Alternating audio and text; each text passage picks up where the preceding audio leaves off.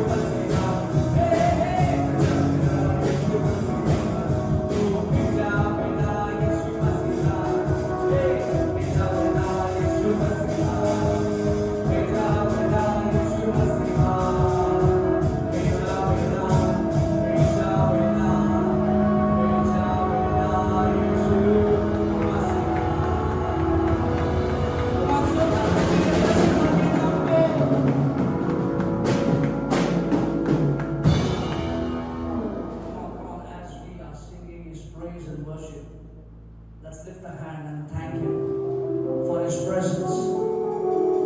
खुदा की उपस्थिति के लिए, उसके इस समय के लिए, इस सभा के लिए खुदा का धन्यवाद करेंगे और उस खुदा से कहेंगे, प्रभु जी इस शाम के समय तेरा दुगना अभिषेक चाहते हैं खुदा।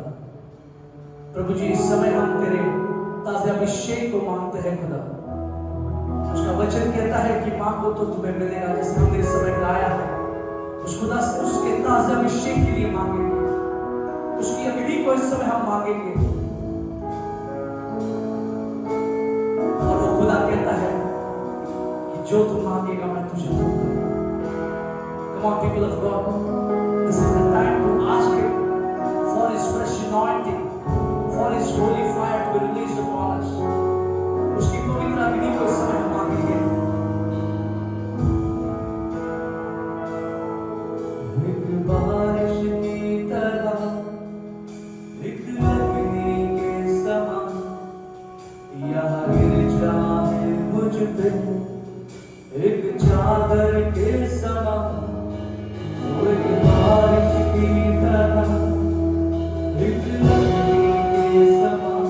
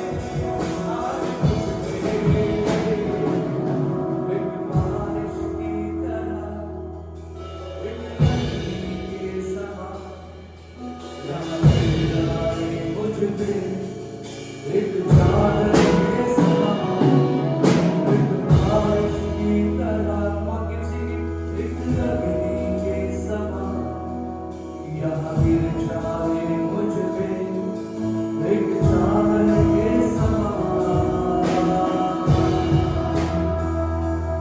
तू अब्राहम का प्रभु, इसहाक का प्रभु, याकूब का प्रभु, तू मेरा है। गाएंगे। तू अब्राहम का प्रभु, इसहाक का प्रभु, याकूब का प्रभु, तू मेरा है। तू कभी ना छोड़ेगा, तू कभी ना ठुकराएगा, तू कभी ना छोड़ेगा, तू कभी ना ठुकराएगा, तू मेरा है, तू मेरा अब्राहम का प्रभु, इसहाक का प्रभु, याकूब का प्रभु, तू मेरा है। और एक बार अब्राहम का प्रभु, इसहाक का प्रभु, याकूब का प्रभु, तू मेरा है। तू कभी ना छोड़ेगा, तू कभी ना ठुकराएगा, तू कभी ना छोड़ेगा, तू कभी ना ठुकराएगा, तू मेरा है, यीशु मेरा है। मोसेस मिलकर कहते हैं, अब्राहम, इसहाक और याकूब का परमेश्वर, वो मेरा परमेश्वर है, वो मेरा खुदा है, वो मेरा पिता है, वो मेरा राजा है। उसका वचन कहता है, मैं कल, आज और युगानुग एक जैसा परमेश्वर हूँ। मैं कल भी तेरे साथ था, मैं आज भी तेरे साथ हूँ, और आने वाले कल में भी मैं तेरे साथ रहूंगा। जब वो खुदा हमारे साथ है, हमें किसी भी बात में डर नहीं है, क्योंकि अगर परमेश्वर के नाम को हम धन्यवाद देते हैं, हे खुदा, तू ही मेरा जिंदा परमेश्वर है।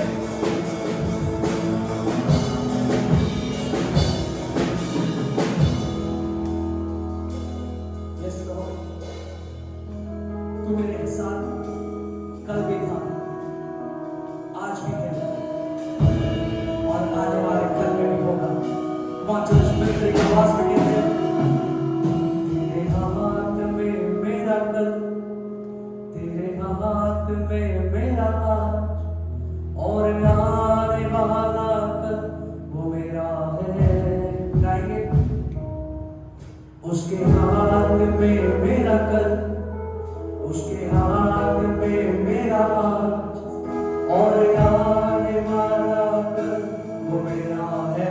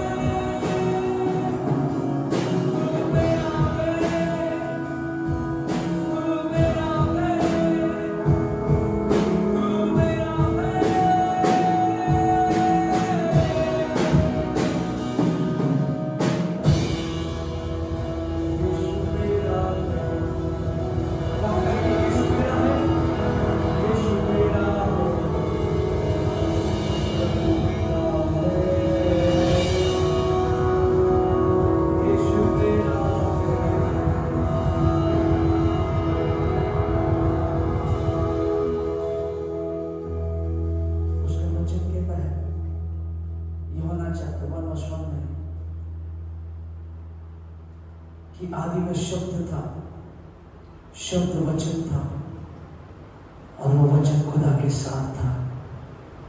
क्यों ना मिलकर एक आवाज में आखिरी बार हम कहें, जो आदि में था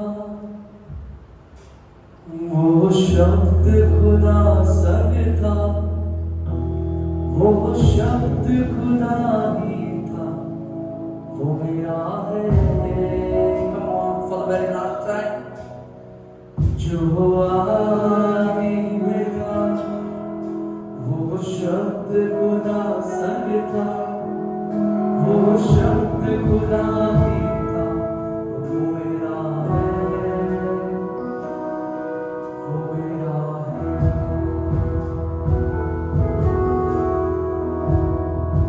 हाँ परमेश्वर पिता, तू आदि से ही पिता के साथ था, और वो वचन आज भी हमारे साथ है।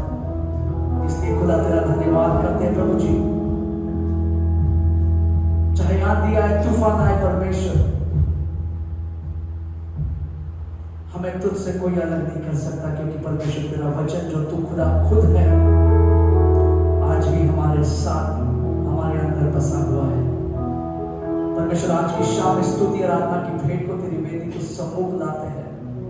इस आराधना का सुगंध केवल और केवल तुझे खाने वाला हो परमेश्वर पिता।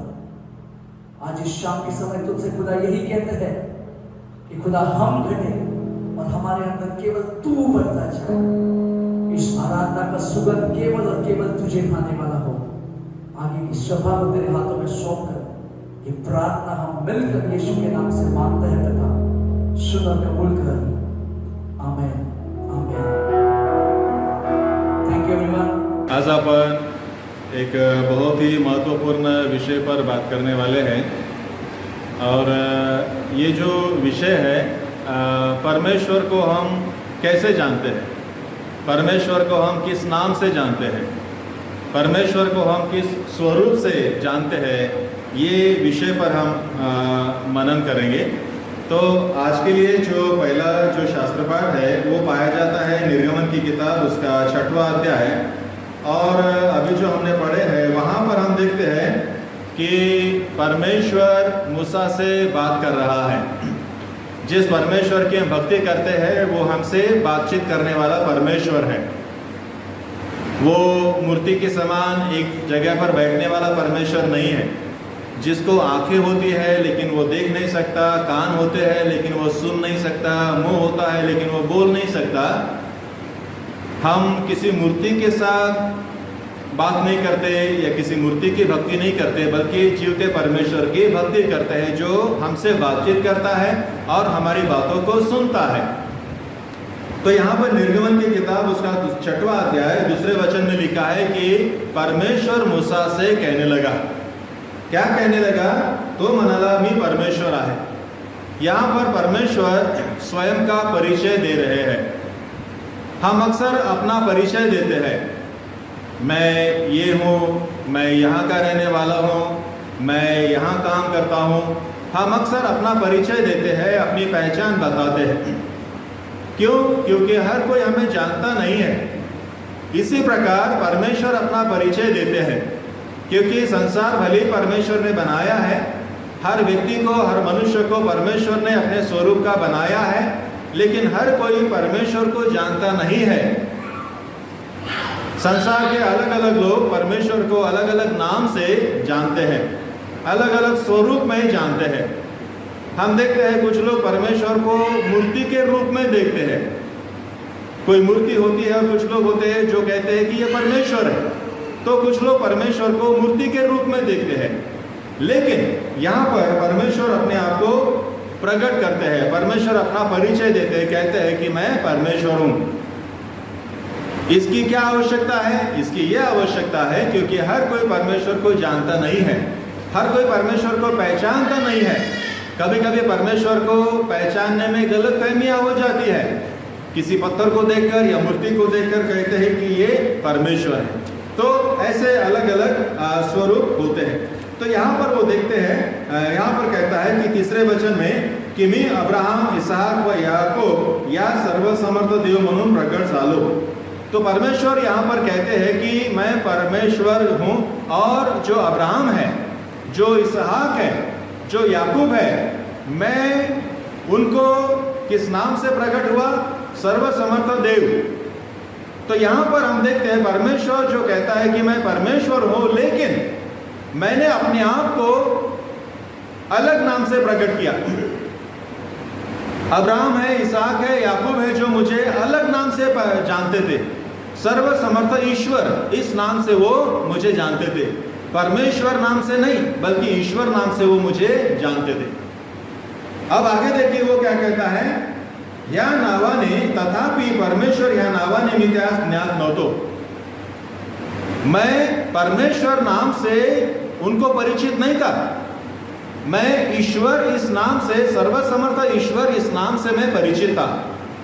अब हम देखेंगे कि ये दोनों में क्या अंतर है, परमेश्वर में और ईश्वर में। ईश्वर अनेक हो सकते हैं। हम देखते हैं कि बाइबल में भी कई ईश्वरों का, देवी देवताओं का उल्लेख किया है। हमारे देश में भी 36 करोड़ है ना, ऐसे कई अनगिनत देवी देवताएं हैं। तो जो देवी देवताएं हैं वो अलग हो सकते हैं, ये अनेक हो सकते हैं। ईश्वर अनेक हो सकते हैं, लेकिन परमेश्वर एक हो सकता है। परमेश्वर एक ही है जिसने हमको अपने स्वरूप का बनाया है, जिसने सारे संसार को बनाया है। तो परमेश्वर मूसा से कहते हैं कि मैं उनको परमेश्वर के नाम से परिचित नहीं था, वो मुझे ईश्वर के नाम से या देवी देवता के नाम से जानते थे। जिस लोगों में वो रहते थे, जिस देश में रहते थे, वहाँ पर कई देवी देवताएं रहा करते थे, तो वैसा ही वो मुझे समझते थे। उनमें से किसी एक, कोई तो भी एक होगा, ऐसा वो मुझे जानते थे।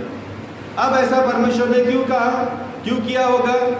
वो कहता है कि अब्राहम, इसहाक, याकूब मुझे ईश्वर के नाम से जानते थे, प्रभु के नाम से जानते थे, लेकिन परमेश्वर के नाम से नहीं जानते। कई बार परमेश्वर हमें अपनी बुद्धिमत्ता के अनुसार प्रकट करता है। मुझे अभी भी याद है, जैसा मेरा नाम है गणेश, वैसे ही मेरे एक मित्र है, उनका भी नाम गणेश है और जादव है, गणेश जादव। वो भी पास्टर है और मेथोडिस्ट चर्च में पास्टर है। उन्होंने अपनी एक गवाही दी थी, और गवाही में उन्होंने कहा कि मैं अपनी माता के गर्भ में 1 साल से अधिक समय तक था। क्या ये संभव है? आप में से जो मेडिकल फील्ड में काम करते हैं, आप सोच सकते हैं कि गर्भ में अगर बच्चा 1 वर्ष से अधिक रहे तो कुछ प्रॉब्लम हो सकता है, लेकिन उन्होंने कहा कि मैं अपने माता के गर्भ में 1 साल से अधिक समय में था और डिलीवरी नहीं हो रही थी।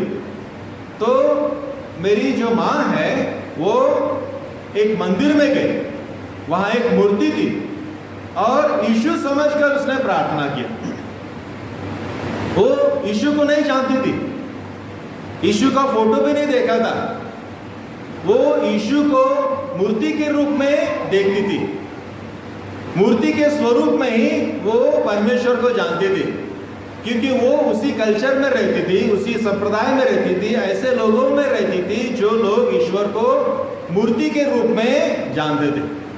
इसलिए वो मंदिर में जाती है और मूर्ति के सामने खड़ी होती है और यीशु को नाम लेकर प्रार्थना करती है और कहती है कि माझं बाळंतपण झालं, मेरी डिलीवरी अगर हुई तो जो बच्चा मुझे होगा वो बच्चा मैं तेरी सेवकाई के लिए दे। और कुछ दिन के बाद उसकी डिलीवरी हो जाती है, गणेश का जन्म हो जाता है और वो गणेश को प्रभु की सेवकाई के लिए समर्पित करती है। आज वो बड़ा है, बाइबल ट्रेनिंग किया है, परमेश्वर की सेवकाई करता है। अब देखिए उनकी जो माता थी परमेश्वर को किस स्वरूप में जानती थी? एक मूर्ति के स्वरूप में, क्योंकि उसकी बुद्धिमत्ता वैसी थी, वो नहीं जानती थी, है ना, वो बाइबल नहीं पढ़ती थी, बाइबल पढ़ नहीं सकती थी, लिखना पढ़ता उसको आता नहीं था। बस वो जो लोगों में रहती थी, जो लोग मूर्ति को ईश्वर मानते थे, वही उसकी कल्पना थी, उतना ही उसका ज्ञान था। और परमेश्वर भी अपने क्षमता के अनुसार, हमारी क्षमता के अनुसार, हमारी योग्यता के अनुसार हमको क्या करता है? प्रकट करता है। हमारी क्षमता से अधिक वो अपने आप को प्रकट नहीं करता। परमेश्वर महान है, मूसा ने जब परमेश्वर को देखना चाहा तो परमेश्वर ने क्या कहा, भाई तुम मुझे नहीं देख सकते क्योंकि तुम्हारी आंखें मुझे नहीं देख पाएगी। परमेश्वर अपने आप को उतना ही प्रकट करते हैं जितना हम समझ सकते हैं, जितनी हमारी क्षमता होती है उससे अधिक नहीं प्रकट करता, क्योंकि हम नहीं समझ पाए। एक और उदाहरण मैं देता हूं। उसका उदाहरण यह है कि एक बेटी अपने पिताजी के साथ ट्रेन में जा रही थी और अपने पिता से बात करते करते उन्होंने अपने पिताजी को एक सवाल पूछा और उस सवाल का जवाब उन्होंने नहीं दिया। वो बार बार पूछने लग रही, आग्रह करने लगी और कहने लगी कि मुझे सवाल का जवाब चाहिए। फिर वो कहने लगी कि ठीक है, अपना जो स्टेशन है वो आएगा तो स्टेशन आने के बाद मैं उस सवाल का जवाब दे दूंगा। कुछ दिन के बाद उनका स्टेशन आ जाता है और स्टेशन जब आता है तो पिताजी अपने बेटी से कहते हैं कि जो अपना जो सामान है, जो ट्रंक है ना, वो ट्रंक को उठा लो क्योंकि अपना स्टेशन आ गया है और अपने को उतरना है। तो बेटी कहती है, पापा इतना बड़ा ट्रंक मैं नहीं उठा पाऊंगी। और पिताजी तब कहते हैं कि बेटा यही तेरे सवाल का जवाब, यही जवाब है जो तुम पूछती हो। कुछ बातें ऐसी हैं जो समय के अनुसार तुम्हें पता चल जाएगी। अब तुम छोटी हो, जब तुम बड़ी हो जाओगी तो अपने आप तुम जान लोगी इस सवाल का जवाब क्या है। मुझे बताने की जरूरत नहीं पड़ेगी क्योंकि मैंने अभी बताया तो भी तुम समझ नहीं पाओगे। परमेश्वर अपने आप को हमारी योग्यताओं के अनुसार, हमारे ज्ञान के अनुसार ही प्रकट करता है। मुझे अभी भी याद है जब मैं 12वीं की परीक्षा लिखने गया था तो नागपुर में जो सेंट जोसेफ कॉन्वेंट है 1840 चर्च के बगल में, वहां पर सेंटर मिला था और वहां पर मैं एग्जाम लिखने गया। जो रूम में मैं बैठा था वहां यीशु का एक फोटो था। मैं मसीह परिवार से नहीं आता हूं तो मैं ईश्वर को फोटो के रूप में देखता था।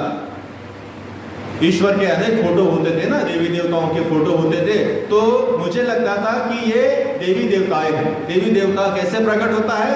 फोटो के द्वारा, मूर्ति के द्वारा प्रकट होता है। मूर्ति में, फोटो में परमेश्वर रहता है, ये मेरी तब की सोच थी। वो फोटो था, उस फोटो की तरफ देखा और मैंने प्रार्थना किया कि प्रभु मैं अगर पास हो जाऊं, मैंने कोई वादा नहीं किया, बस मैंने प्रार्थना किया कि प्रभु मुझे सहायता करो कि मैं पास हो जाऊं। और मैं पास हो गया, 48% मिल गए, है ना। अभी पता नहीं में कोई रिजल्ट नहीं है ना, लेकिन मैं पास हो गया। उस समय मैं परमेश्वर को किस रूप में जानता था? एक तस्वीर के रूप में मैं परमेश्वर को जानता था, क्योंकि मेरी समझ उतनी थी। मैं परमेश्वर को मूर्ति या फोटो के रूप में ही जानता था क्योंकि तब मेरी समझ वैसी थी। परमेश्वर भी हमारी समझ के अनुसार अपने आप को प्रकट करता है। जितना हम समझ सकते हैं उतना ही प्रभु क्या करता है? प्रकट करता है, उससे अधिक नहीं। लेकिन परमेश्वर चाहता है कि हम परमेश्वर के ज्ञान में बढ़े। हमारी शुरू में जो अंडरस्टैंडिंग होती है, शुरू में हमारी जो सोच होती है, उस सोच से हम क्या करें? बढ़े। और यही हमारा प्रयास होना चाहिए। कभी कभी मुझे दुख होता है, हम बचपन से चर्च में आते हैं, बचपन से हम चर्च में आ रहे हैं, संडे स्कूल है, यूथ मीटिंग है, बहुत सारी बातें हैं, लेकिन क्या हम परमेश्वर की समझ में बढ़े हैं? क्या हम परमेश्वर के ज्ञान में हमारी बढ़ोतरी हुई है? क्या आज भी हमारी वही कल्पनाएं हैं जो 20 साल पहले बचपन में हमारी कल्पनाएं थी? स्वर्ग के बारे में हमारी जो कल्पनाएं बचपन में थी, क्या आज भी वही कल्पनाएं हैं? हम स्वर्ग को एक जगह मानते हैं। क्या स्वर्ग एक जगह है? क्या हमारे ज्ञान में बढ़ाई हुई है, बढ़ोतरी हुई है? हमारे ज्ञान में क्या होना चाहिए? बढ़ोतरी होना चाहिए। हमने परमेश्वर के ज्ञान में बढ़ना चाहिए। लेकिन कई बार हमारी स्थिति उस पानी की तरह होती है जो बहता नहीं है। नदी में 2 प्रकार के पानी होते हैं, एक बहता पानी होता है और एक रुका हुआ पानी होता है। कई बार हमारी स्थिति वो रुके हुए पानी की तरह हो जाती है जो बहता नहीं। हमने परमेश्वर के ज्ञान में बढ़ना है। इसलिए यहां पर कहता है, एक समय था जब अब्राहम, इसहाक मुझे ईश्वर के नाम से जानते थे, सर्वसमर्थ ईश्वर जैसा मानते थे, वहां पर कई और प्रभु थे, कई और देवी देवता थे, उनमें से एक वो मुझे मानते थे। लेकिन बाद में मैंने अपने आप को उनको प्रकट किया उनके समझ के अनुसार। अब हम देखेंगे परमेश्वर और ईश्वर, ये दोनों में क्या अंतर है। ईश्वर तो कई हो सकते हैं, लेकिन परमेश्वर एक होता है। और परमेश्वर का मतलब क्या है? हमारा उद्धार करने वाला, हमको छुड़ाने वाला। देखिए आगे वो क्या कहता है 5वें वचन में, या इस्रायल लोकास मिस्रांनी दास करून ठेविले आहे, त्यांचा आक्रोश मी आपल्या कानांनी ऐकले आहे, म्हणून इस्रायल लोकांसा मी परमेश्वर आहे आणि तुम्हास मिस्रांच्या बिगारीच्या ओझ्याखालून काढेन, त्यांच्या दास्यातून तुम्हाला मुक्त करेन आणि तुमचा उद्धार करेन। तो यहाँ पर परमेश्वर कहता है कि मैंने तुम्हारी पुकार को सुना है, मैंने तुम्हारा आक्रोश सुना है, और मैं तुम्हें क्या करने वाला हूं? उस गुलामी से छुड़ाने वाला हूं। उसको परमेश्वर कहते हैं जो हमें गुलामी से छुड़ाता है।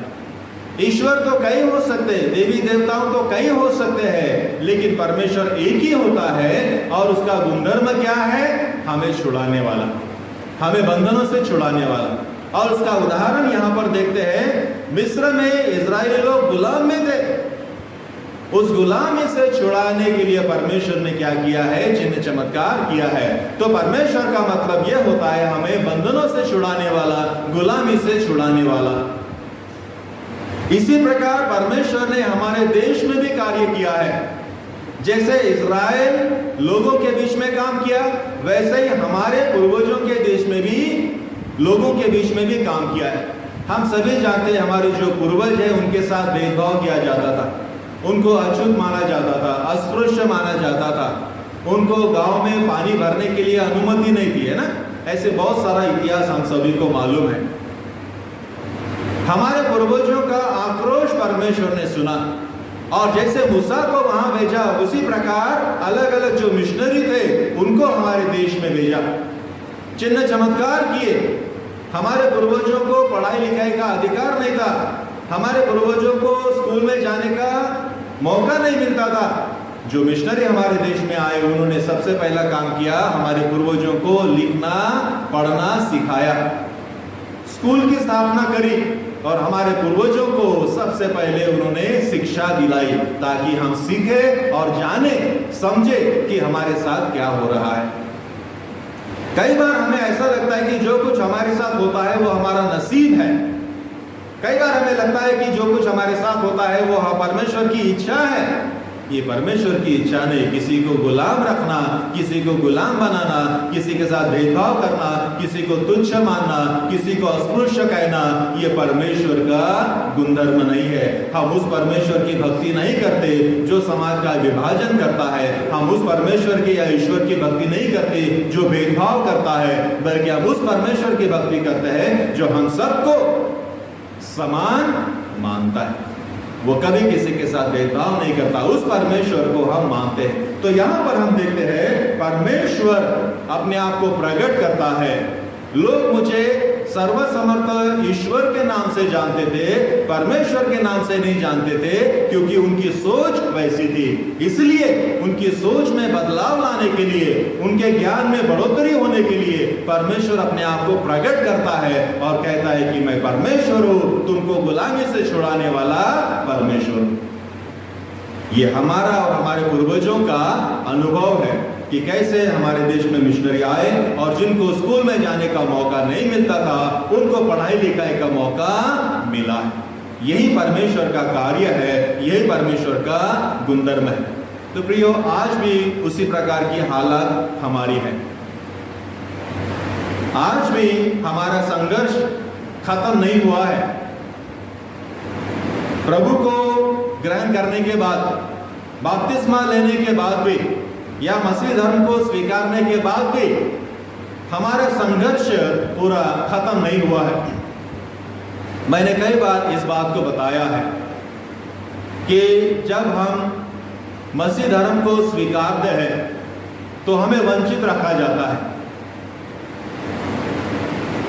जो सुविधाएं हैं, जो फैसिलिटीज है, उससे हमको वंचित किया जाता है। अब आप मसीह हैं, इसलिए आपको सुविधाएं नहीं दी जाएंगी। आज भी मसीह होने के पहले, क्रिश्चियन धर्म स्वीकारने के पहले भी हमारे साथ भेदभाव होता था, और आज भी हम अपने साथ भेदभाव होते हुए देखते हैं। तो आज भी हमारे साथ अलग अलग प्रकार से भेदभाव होता है। ऐसी स्थिति में हम क्या करें? ऐसी स्थिति में जैसे यहां पर लिखा है, वो आक्रोश करने लगे, वो पुकारने लगे, वो प्रार्थना करने लगे, परमेश्वर को पुकारने लगे, और परमेश्वर ने उनकी प्रार्थनाओं को सुना।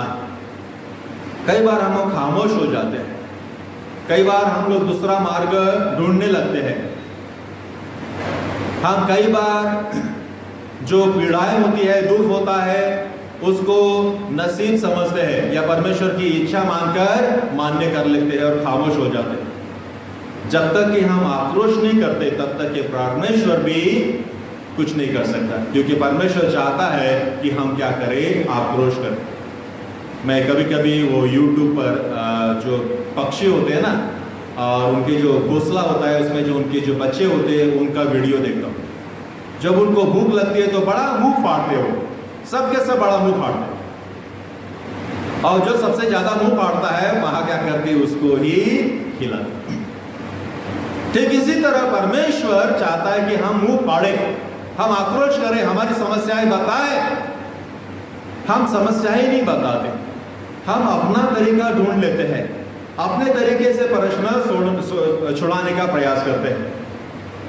हमने पुकारना है, जैसे यहाँ पर इस्राएली लोग पुकारने लगे और परमेश्वर ने उनकी पुकार को सुना और परमेश्वर ने छुड़ाया है। जो भजन संहिता में लिखा है 33 और उसका 18 और 19 को जो वचन लिखा है, यहाँ पर बहुत ही महत्वपूर्ण को बात बताया है। भजन संहिता 33 और 18 और 19, यहाँ पर देखिए क्या लिखा है कि पहाचे परमेश्वराचे भय धरतात। देखो, जो परमेश्वर का भय मानते हैं, जे त्याच्या दयेची अपेक्षा करतात, जो परमेश्वर की कृपाची अपेक्षा करते हैं, त्यांचा जीव मृत्यूपासून सोडवावा, उसके प्राणों को मृत्यू से छुड़ाना, दुष्काळ त्यांचा प्राण वाचवावा, दुष्काळ के समय उनके प्राण को बचाना, म्हणून त्यांच्यावर त्याची नजर असते। इसलिए परमेश्वर की नजर उन पर होती है। परमेश्वर की नजर हम पर रहे, इसलिए हमने क्या करना है? परमेश्वर का भय मानना है और परमेश्वर की दया की अपेक्षा करनी है। हम परमेश्वर की दया की अपेक्षा ही नहीं करते, हम चाहते नहीं, हम पुकारते नहीं कि परमेश्वर हमारे जीवन में कार्य करने लगे। हमारी समस्याओं को हम परमेश्वर को बताते नहीं, हम एक दूसरे को बताते हैं, झगड़ते हैं, लड़ते हैं, लेकिन परमेश्वर को नहीं बताते। परमेश्वर चाहता है कि हम अपनी समस्याएं परमेश्वर को बताएं। जो भी भेदभाव हमारे साथ होता है, क्रिश्चियन धर्म को स्वीकारने के बाद भी हमारे साथ जो भी भेदभाव होता है, वो सारी की सारी समस्याएं हम परमेश्वर को बताएं, क्योंकि परमेश्वर की नजर उन पर होती है। अक्सर आपने सुना होगा, जो बच्चा रोता है माँ उसको दूध मिलता है, और जो बच्चा नहीं रोता, जो सोया है, माँ कहते सो पड़ रहे, सोते रहे। जो पुकारता है, जो चिल्लाता है, परमेश्वर के आक्रोश को सुनता है। इसलिए हमारी समस्याओं को हम क्या करें? परमेश्वर को बताएं। रोमियो की पत्री उसका 8वां अध्याय और जो 17वां वचन उसमें लिखा है कि ख्रिस्ता बरोबर सोबतीचे वारिस असे आहो। हम प्रभु के साथ स्वर्ग के राज्य के क्या है? वारिस बन गए। हम वतनदार हैं, लेकिन कब? आगे वो लिखा है, आपल्याला त्याच्याबरोबर गौरव प्राप्त व्हावे। अगर हम चाहते हैं कि हमारे प्रभु के साथ महिमा हो, प्रभु के जैसी हमारी महिमा हो, हमें आदर मिले, हमें सम्मान का जीवन मिले, तो म्हणून त्याच्याबरोबर जर दुःख भोगीत असलो तर, प्रभु के जैसा बनना है, प्रभु के समान अगर हमको सम्मान पाना है, तो प्रभु के जैसा हमें दुख भी उठाना है। मार्क रचित सुसमाचार उसका 1 अध्याय और उसमें देखिए क्या लिखा है कि जब यीशु का बपतिस्मा हुआ तो क्या हुआ? 12वें वचन में लिखा है कि आत्म्याने त्याला लगेच अरण्यात नेले। परमेश्वर का, प्रभु का जब बपतिस्मा हुआ तो आत्मा ने उसे कहां पर लेकर गया? अमरावती या बंडेरा में नहीं लाया, नागपुर में नहीं लाया, किसी बड़े शहर में नहीं लाया, बल्कि कहां पर लेके गया? जंगल में लेकर गया, रेगिस्तान में लेकर गया। जब उनका बपतिस्मा हुआ तो वो एक अच्छे प्रदेश में नहीं गया, बल्कि रेगिस्तान में चला गया। कई बार हमारे साथ ऐसा होता है, जिन्होंने बपतिस्मा लिया है, जिन्होंने मसीह धर्म को स्वीकारा है, मसीह धर्म को अपनाया है, उनको तुरंत किसी ने बुके लाकर नहीं दिया, वाह वाह बहुत अच्छा हुआ आपने बपतिस्मा लिया, ये लो हम आपका स्वागत करते हैं। आपने बपतिस्मा लिया है, क्रिश्चियन धर्म को स्वीकारा है, हम आपका स्वागत करते हैं। भारती भैया, ये अपेक्षा मत करना है ना कि आप बपतिस्मा लेंगे, विश्वास करेंगे तो लोग आपका वाह वाह करेंगे, कुछ समय तक के रहेगा, बाद में सब भूल जाएंगे। ऐसा ही होता है। उनको क्या हुआ? संघर्ष करना पड़ा। जब इस्राएली लोग मिस्र में से निकले तो तुरंत वो कनान देश में नहीं गए थे। 40 साल वो क्या करने लगे? रेगिस्तान में गए। सबसे पहला वो रेगिस्तान में गए।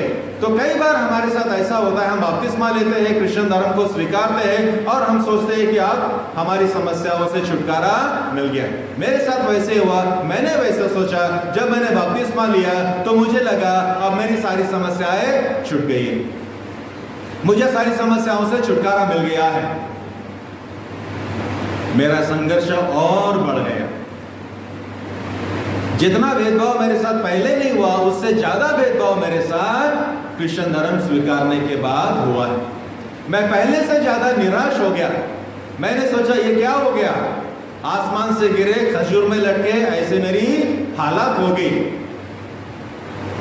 बपतिस्मा ले लिया था तब तो भी ठीक था, तब उतना भेदभाव नहीं करते थे, लेकिन उससे ज्यादा संघर्ष मुझे करना पड़ा। लेकिन जब तक हम इस संघर्ष से नहीं गुजरेंगे तब तक के हमें प्रभु के समान हमारी महिमा नहीं होगी। आज का जो विषय वो यही है, परमेश्वर अपने आप को प्रकट करता है और परमेश्वर जानता है, परमेश्वर चाहता है कि हम उस ज्ञान में क्या करें? बढ़े। कई बार हमारे साथ भेदभाव होता है। बपतिस्मा लेने के बाद भी, क्रिश्चियन धर्म को लेने के बाद भी, क्रिश्चियन धर्म को स्वीकारने के बाद भी हम पर अन्याय होता है, अत्याचार होता है, जुल्म होता है, हमारे साथ भेदभाव किया जाता है। कुछ लोग वापस चले जाते हैं, कुछ लोग चढ़ते हैं कि हम अच्छे थे। हम भूल जाते हैं कि एक संघर्ष हमारे साथ होता है, एक संघर्ष हमारे सामने होता है। उस संघर्ष को हमें पार करना होता है। जो रेगिस्तान होता है, वो रेगिस्तान को हमें पार करना होता है। उस कनान देश को प्राप्त करने के लिए इस रेगिस्तान के सीमे से हमको गुजरना होता है।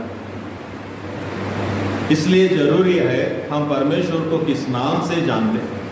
इसलिए हम जरूरी है कि हम परमेश्वर को किस स्वरूप में देखते हैं। क्या हम परमेश्वर को ईश्वर मानते हैं, प्रभु मानते हैं? ऐसे तो कई देवी देवताएं होती है।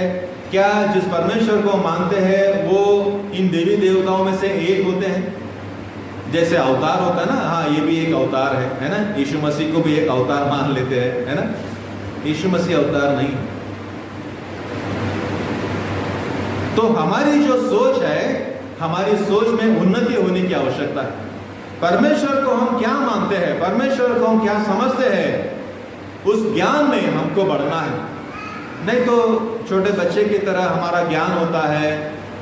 हमने बड़े बुजुर्ग बनना है ज्ञान से।